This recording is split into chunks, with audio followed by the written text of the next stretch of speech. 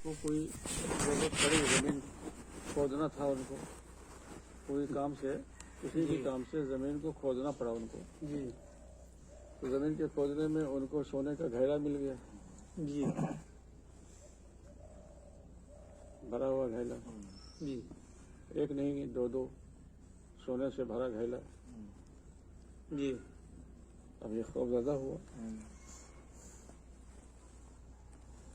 तो अब ये दोनों घेरा लेकर के बाई के पास गया कि भाई मेरे, तुमसे मैंने जमीन खरीदी थी, जमीन का पैसा दिया था, लेकिन ये घेरे का पैसा तो तुमको दिया नहीं था मैंने। तो तुम्हारी उस मेरी खरीदगी जो जमीन थी उसमें तुम्हारा ये दो घेरा मिला मुझको, तो ये घेरा तुम ले लो। जी आज कोई ऐसा है मोमिन कि अगर उसको खरीदने के बाद अगर घेरा मिल जाए खोदने में तो वो बाई के पास चले जाएगा घेरा लेकर के? बिल्कुल नहीं होता, छुपा के रखेगा, हाथ से छुपा लेगा जी। तो बाई ने कहा कि मेरे भाई मुझे इस घेरे का कुछ पता नहीं, जब मैंने जमीन बेची तो जमीन के अंदर कोई भी चीज है उसके मालिक तुम हो। कहा कि मैंने इन चीजों का पैसा दिया नहीं आपको, तो मैं कैसे इसका मालिक हूँ?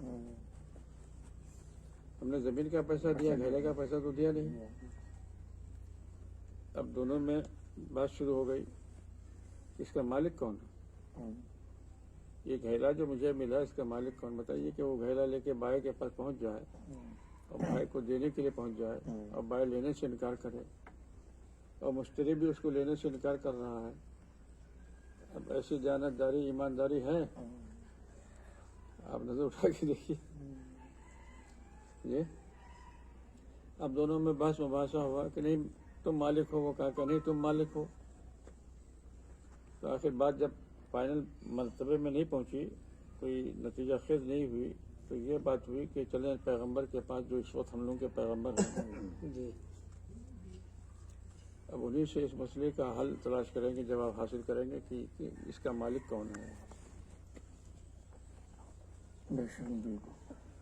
जी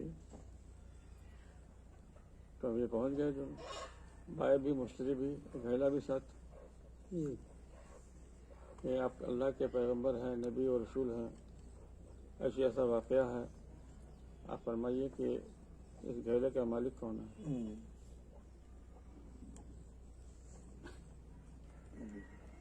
कितना टेढ़ा सवाल है। ये ये कह रहा है नहीं लेंगे, ये भी दोनों इनकार कर रहा है। हाँ? तो नबी ने पूछा कि बाई से कि तुमको क्या औलाद है? लड़का भी है लड़की भी। हाँ। मुश्तरी तुम्हारे पास क्या औलाद है? एक लड़का लड़की भी है। शादीशुदा की गैर शादीशुदा है? बाकी नहीं, कुछ शादीशुदा भी है, गैर शादीशुदा भी है। तो एक काम करो, तुम दोनों समझाना कर लो, तुम दोनों समझाना कर लो और ये कहो हर एक कि अगर मैं इसका मालिक हूँ तो मैं अपने फलां औलाद को ये दिया, जी और वो भी कहे कि अगर मैं इसका मालिक हूँ तो मैंने अपने फलां औलाद को दिया। अब वो दोनों घेरे के मालिक तुम्हारे दोनों औलाद हो गए जी, और जायज रास्ता हो गया, दोनों समझी भी हो गए। समझी भी नहीं। मजा है। मगर देखिए कहना ये है मुझे इस वाक़े के पस मंज़र में जो हद है कि घेरा मिले और फिर वो लेने को तैयार नहीं हो और बाई को देने के लिए चला जाए, और बाई भी इस कदर खौफ खुदा दिल में रखता है कि जनाब वाला वो भी लेने से इनकार कर रहा है। तो आज अगर किसी को घेरा मिलेगा तो बाई के पास जाए, बोलिए।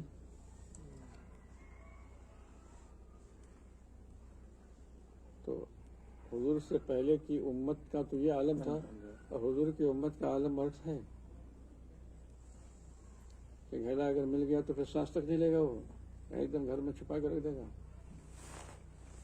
पता तब नहीं होगा, किसी को पता तब नहीं होगा जी। सांस तक नहीं लेने का मतलब वही हुआ कि उसको पता भी नहीं देगा किसी को। जी सब ऐसे होंगे थोड़े, उसमें तो आप भी... घर से कहीं जाएगा भी नहीं। नहीं, सब ऐसा थोड़े है। अब हम लोग ले सकते हैं, अब हुजूर के उम्मत में आप भी तो हैं हुजूर, ऐसे लोग भी तो हैं आज दुनिया में, कोई भी हो, लेकिन कहना यह है कि आज ज्यादातर दुनिया के हालात ऐसे हैं, ज्यादातर समझे, जी। कि लोग इन सब चीजों की परवाह नहीं करते, जी, ज्यादातर समझे। ज्यादातर ऐ तायरे लाहौती, उस रिश्त से मौत अच्छी, जिस रिश्त से आती हो परवाज में कोताही, समझे।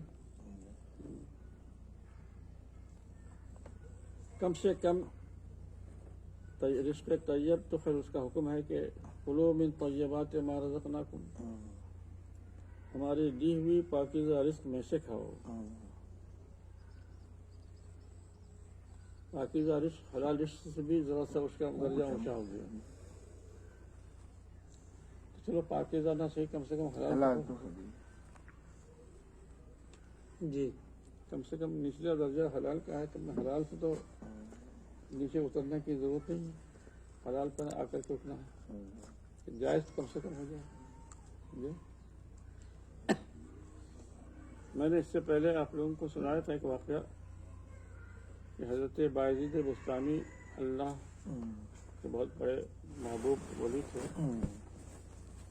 जिन माँ से कहा कि मेरी अम्मी, मैं याद इलाही के लिए कुछ दिनों के लिए गायब हो रहा हूँ,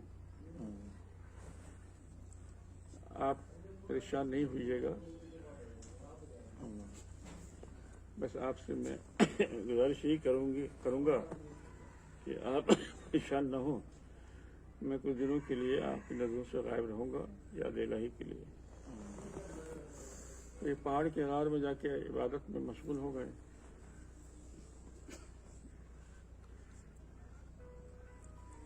कुछ दिनों तक इबादत तो की, मगर इबादत में जो लुत्फ मिलना चाहिए था वो नहीं मिला। वो हासिल नहीं हुआ। इबादत की जो चाशनी और लज्जत थी वो मिल नहीं सकी उनको।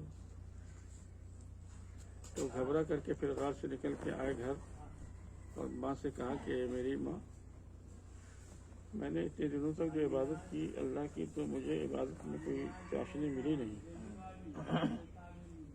तो मुझे लगता यह है कि या तो जब मैं आपके शिकम में था तो कुछ आपने गलत कोई चीज़ खा ली होगी नाजायज़, या फिर उस टाइम में कि जब मैं दूध पीने की मंजिल में था तो उस वक्त में आपने कोई नाजायज़ चीज़ खाई होगी, जिसकी वजह से मुझे इबादत में चाशनी नहीं मिली।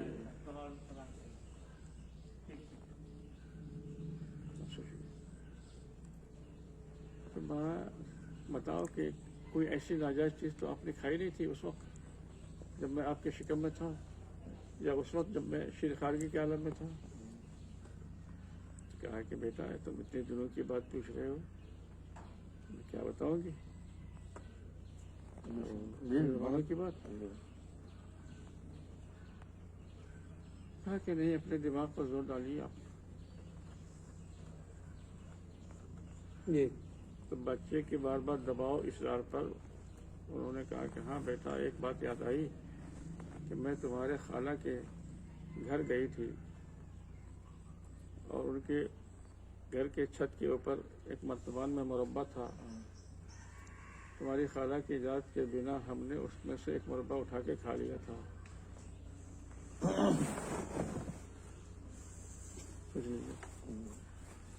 बहन बहन है, बहन एक बहन दूसरे बहन की चीज़ तो आमतौर पर कोई इस्तेमाल करे तो उसमें इजाज़त पूछने की ज़रूरत क्या है।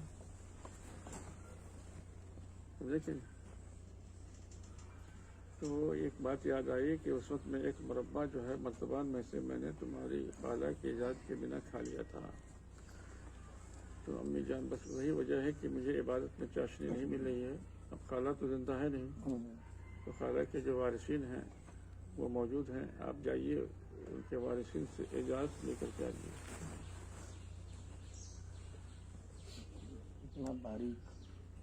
अब बेटे के कहने पर मजबूरन वो गई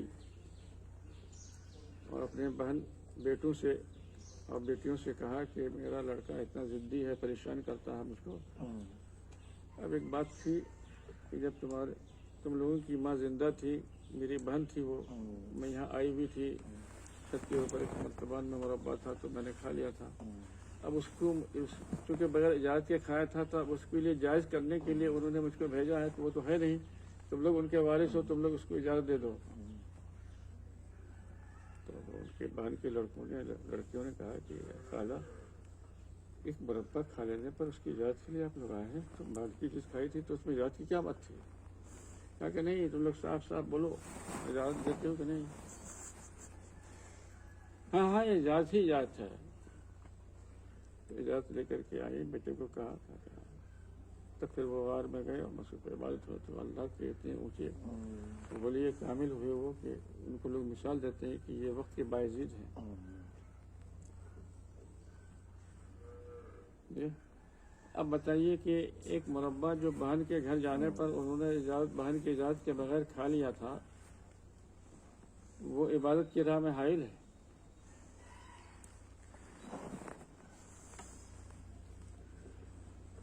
جی جی تو جن کی پرہیزگاری کا یہ عالم ہو، اب صحیح کہ ان کا مقام کتنا اونچا ہوگا.